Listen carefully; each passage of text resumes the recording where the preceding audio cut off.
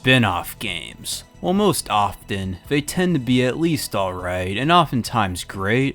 One aspect tends to remain true. Spin-offs are oftentimes massively inferior to mainline installments. Don't get me wrong, I love my fair share of Mario Party and Kirby Air Ride, but they don't fare too well against Return to Dreamland or Mario Odyssey. There are exceptions, of course, like Mario Kart or Paper Mario, yet very recently, I found myself blown away on how good a spin-off I played was, that being Fire Emblem Warriors Free Hopes. Now, I've never played a Warrior game before, except for a little bit of Hyrule on the Wii U, but I stopped playing after the first mission, so I didn't quite know what to expect. I instantly fell in love with Free Hopes though, as it's not only a great game, it also feels just like a regular Fire Emblem game. And that's not a hyperbole, sometimes I forgot I wasn't playing a mainline installment, despite the gameplay style being, not turn-based or anything. And despite not having any intentions to make a video on this game when I bought it, you know what, I can't help myself, I have too much to say, too many thoughts in my mind, so let's get started. And what better way to start off than with an epic cutscene, with Rhea, Sedith, and Flayn fighting a cool battle, with explosions, death, all that good stuff. Then we're taken forward centuries in time to the present day, and by the present day I mean the present day by Fire Emblem standards, and not the modern day right now. With our main avatar character, who you get to choose the gender of, and since for like every Pokemon video and Awakening I chose to make my avatar male, I'll choose the female option this time for equality's sake. Well, that and because she's hot, but I really don't want to look that shallow and pathetic. Anyway, her name is Shez, a Fodlan mercenary, and if that reminds you of someone else, well, you're right. With Bailiff showing up in the first mission and kicking your ass hard. But to make the two even more similar to each other, Shez has a hidden power that helps tip the balance, and by help tip the balance I mean still getting creamed by Bailiff, until Geralt forces the group to retreat. After this, a string of events similar to the beginning of Free Houses takes place, with Edelgard, Empress of Adressia, Dimitri, King of Fargus, and Claude, who is the grandson of the leader of the Leicester Alliance, which is like an alliance of states with no monarch. So basically, if by that logic, that would mean Claude, would have no say to the future of the alliance because he's not a monarch, so I don't get why. You know what, never mind, it's best if I don't question this. Anyway, the three of them get lost in the middle of a forest, and after working together, you get them to safety, and get rewarded with an opportunity to become a student at the prestigious Garreg Mach Academy. For like 2 levels, that is, before there's a 2-year time skip and war begins, just like in Free Houses. Also, like in Free Houses, comes a choice of which house and country to serve under, either Adrestia, Fargus, or the Leicester Alliance. Now, when I played Free Houses, I chose Adrestia, but I forgot to show up to Edelgard's room and instead got stuck with the church route, which is the worst route, let's be honest. For Free Hopes, I chose to side with Leicester, because A, working for an abomination of a nation that can't agree on anything sounds kind of fun. B, they have the moral high ground compared to the other 2 nations. Well, I mean, not really in this game compared to Free Houses, but I thought so when I chose them. C, Claude is hot, no homo. And D, you get Marianne, the best waifu in the franchise. Well, I mean, you can technically get her in the other routes too, but I wasn't aware of that when I started my playthrough. Now onto the actual game itself, which is the typical Dynasty Warrior formula with a Fire Emblem twist. And on top of that, a huge amount of elements brought in from Free Houses. Like, it's kind of crazy just how many mechanics and features and stuff were added in to make it feel like a proper Fire Emblem game. That totally didn't need to be included, but more on that in a bit. You take on massive hordes of enemies at once, most dying in a few hits. Kind of like the fighting polygons in Smash Bros, while certain special enemies take a lot more hits and maybe even some strategy to defeat. There are a number of different characters you can play as and a number of different classes, from archers, mages, swordsmen, fighters, axe wielders, cavalry, and more. Each have their own skills, moves, abilities, and so on, so there is a lot of variety in how you fight. Additionally, the player isn't alone on the map, with lots of allied soldiers, and you can pick 4 different characters to control and switch between on each level. Each character not directly controlled by you at the time is controlled with AI, which isn't super dumb, well, I mean most of the time, but when you have specific goals you need to complete, they sometimes stay behind to fight every single enemy before they move on to face a boss, let's say. Also, for larger battles at the end of a chapter, you can select additional units after your main 4 that you can't play as directly, but they help. As for attacks, well, there's a lot to choose from here too. From basic slashes, to combo moves, to special moves, and best of all, finisher moves that destroy pretty much everything on screen. Throughout each level, there's a main mission you need to achieve, like defeating a certain enemy. But there's also quite a few side missions you can try to do too and earn a reward, although to be honest, most of the time it's just not worth it. Speaking of optional content, there's a ton of it. The game is divided into a series of chapters with a new world map for each one. You've got a number of smaller and less story-driven engagements before taking on one big finale level, which I guess you can think of as the equivalent of a boss level. Although that really doesn't make much sense seeing as nearly every level has a boss. These main battles typically have a lot more dialogue, story, cutscenes, and are a lot longer, all that good stuff. Maybe it's just me, but in most games, the parts I enjoy the most are usually the less intense and more mundane stuff, instead of the big climactic parts.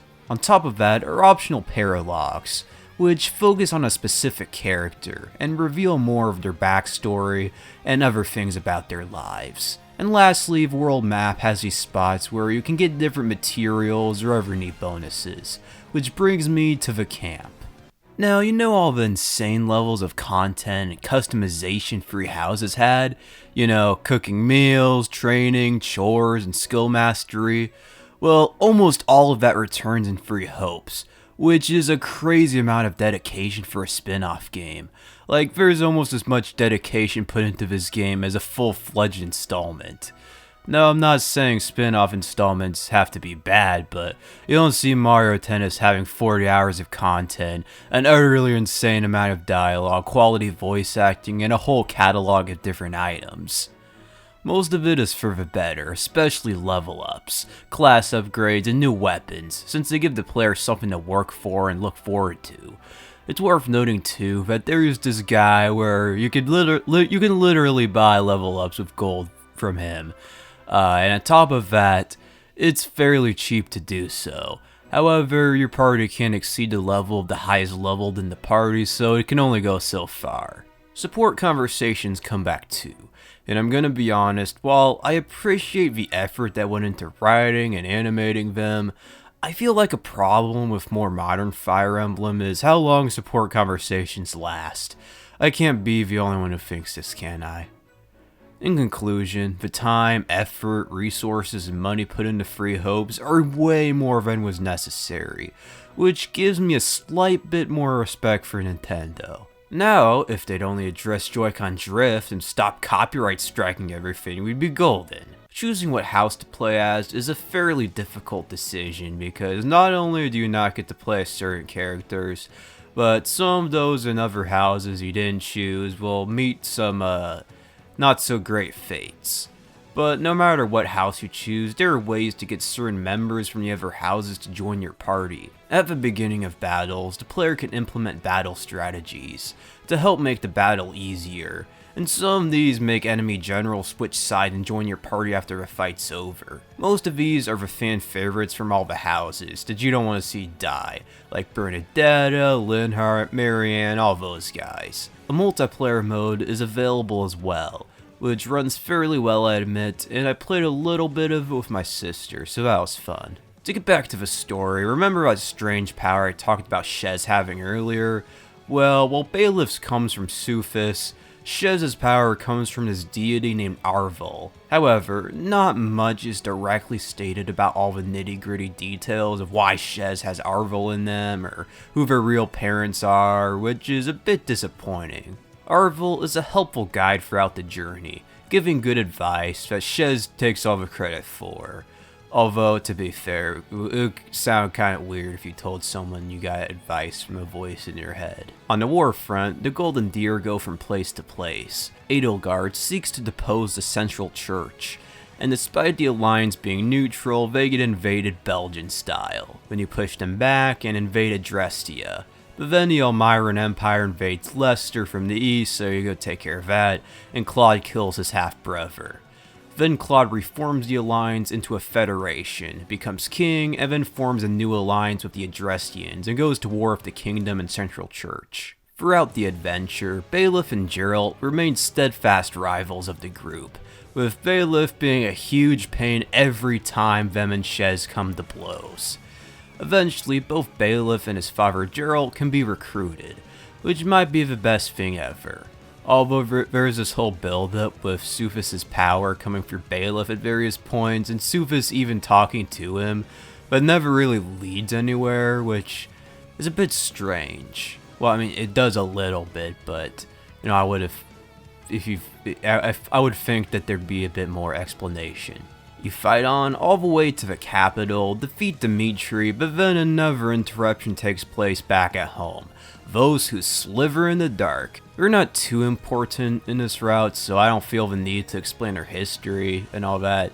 So to sum up, they're basically a death cult with magical powers who have done some messed up things in the past, including experimenting on Lysithea, which lowered her life expectancy. You take them on and defeat them, but their leader Solon escapes.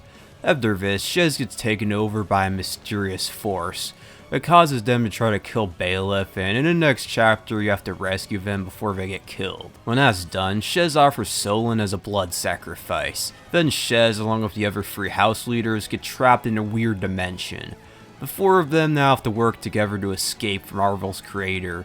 You know, I have a hard time pronouncing stuff already, so I'm not even going to attempt that. It's a great moment to see the lords put their differences aside, explain their side of why they're doing what they're doing, and even the possibility of peace isn't completely off the table. After name I cannot say because I suck at pronouncing stuff is defeated, the group is able to escape, yet Arvel ends up dying in the process. All that character development, though, immediately gets thrown away, and it's back to war like nothing happened. In the final battle, the Federation takes on the Central Church and Rhea. Sadly, Sedith and Flynn have to be fought in the battle, but at least after being defeated they don't die, and instead flee. I can't say the same for Cyril, however.